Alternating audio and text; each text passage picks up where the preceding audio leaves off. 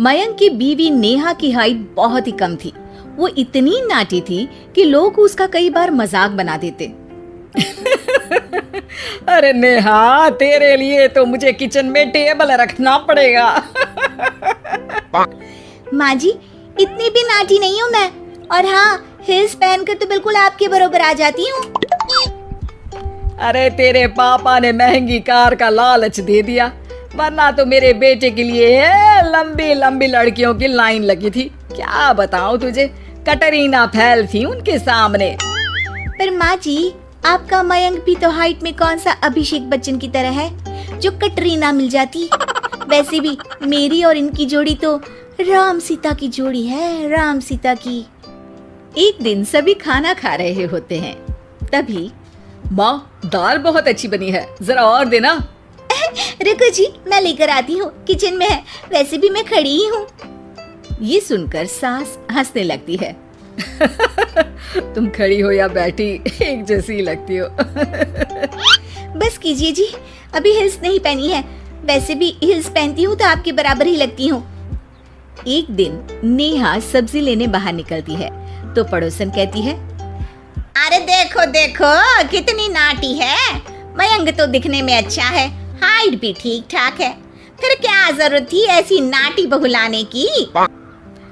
दहेज बहन, दहेज, अंधे हो गए थे पैसों के पीछे, अब करे जगह हसाई। दोनों की बात नेहा सुन लेती है और उसे बहुत गुस्सा आ जाता है।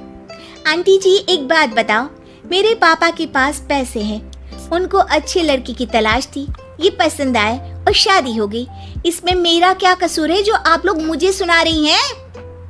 अरे नहीं नहीं नेहा, हम तो तेरी सास की बात कर रहे थे कि कितनी लालची औरत है। देखिए, वो लालची नहीं है, हाँ, उनके कुछ शौक है जो वो अपने बेटे से पूरा करवाना चाहती है, और देखा जाए तो उसमें उनकी गलती भी क्या है भला। अगर इन्होंने मुझसे शादी की है तो जरूर कुछ न कुछ तो अच्छाई नजर आई होगी ना।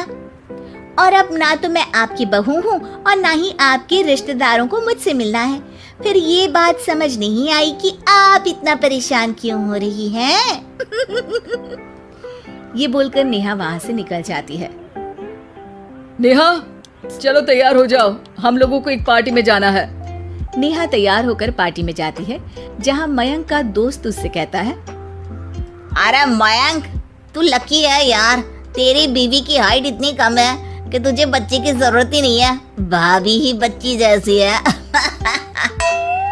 और मयंक, मेरी बीवी इतनी कम हाइट की हो ना तो मैं तो घर से बाहर ही ना निकलूं, कहीं फुदक कर चली गई तो लेने के देने पड़ जाएंगे।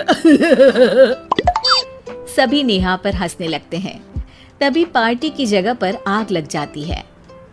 अरे भागो यहाँ से, जल्दी करो, निकलो यहाँ से।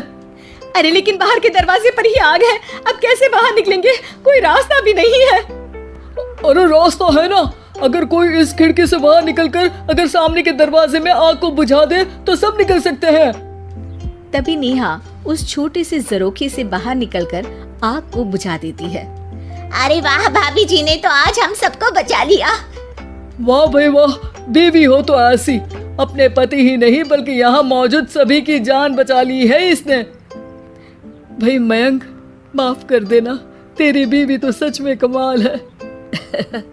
मुझे ये बात पता है और मुझे मेरी बीवी पर गर्व है।